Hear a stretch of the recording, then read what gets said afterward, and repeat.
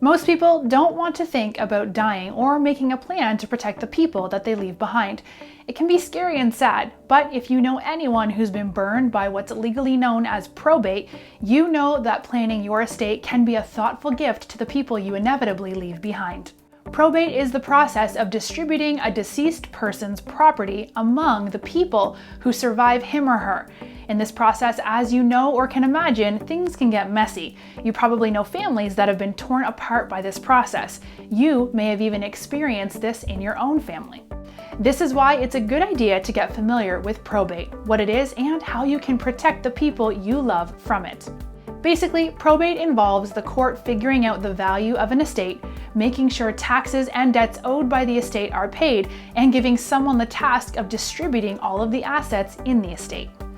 If there's a will, the probate court has to confirm it's authentic. A judge will also approve of the executor named in the will, or the administrator of the estate. If there's no will, a judge will appoint a personal representative, also known as an administrator. State laws will determine who should be the administrator. This will often be a surviving spouse or child. This person has the same responsibilities as the executor. Once the estate's obligations have been met, the executor or personal representative will make sure the property gets distributed. If the deceased person didn't make a will, the court determines who gets what. Probate can take a lot of energy, effort, time, and money. Some probate proceedings are quick and easy, many are not.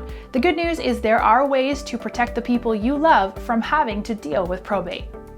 The first is to have a small estate. The definition of small varies by state. In some states it's less than 15,000 and in others it's less than 200,000. These avoid the probate process. Another simple way to avoid probate is to give away what you own before you die. You can also name beneficiaries on your bank accounts, retirement accounts, stocks, bonds, brokerage accounts, and insurance policies. In legal language, this is known as making your accounts payable on death or designating them as transfer on death. What this means is that the money in your accounts will go directly to the people that you name rather than through the court. Another way of avoiding probate is owning your assets jointly with someone you trust to carry out your wishes after your death. A lot of people think you can only jointly own property and accounts with a spouse, but this isn't actually the case. Probably the most common way people avoid probate is by setting up a revocable living trust. A will has to be probated by the court, which requires time and money. A trust does not. When you set up a revocable living trust, you name a trustee who is legally obligated to use whatever assets you put into your trust according to your wishes. When you die, the ownership of the property in it still belongs to the trustee. This means it's no longer part of your estate, so it doesn't need to be probated.